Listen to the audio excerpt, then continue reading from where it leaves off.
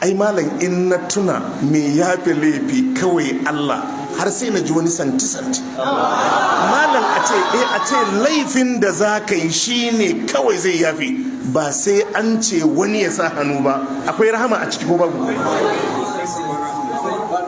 Akwai.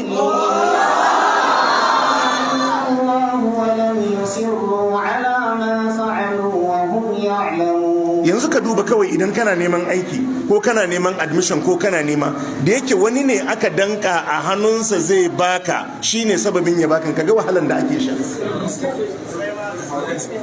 Haka ne. Amma wannan Allah ya ce in ka shiga daki ka ce ka tuba, in tubar ta gaskiya ne sai ya ce ya yafi abinda ka yin a filin kiyama ma ba za a tada maganan ba. Akwai daɗi ko ba daɗi? Akwai daɗi.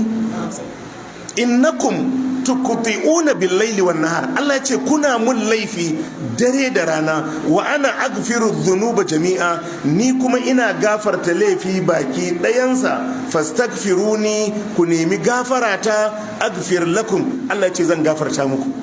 Ya ibadi, sai ya ce ya ku bayina, innakum lan tablugu naf'i fatanfa'uni wa lan tablugu durri fatadurruni, yace ba za ku taba kai matakin da za ku amfane ni ba, balle ku amfane ni. Walan tablugu darri, sannan ba za ku kai matakin da za ku cutar da ni ba, fatadurruni, balle ku cutar da ni. Jama'a muna ji? Ba wani position wadda in ka kai wannan matakin za ka iya cutar da Allah, matakin ma ba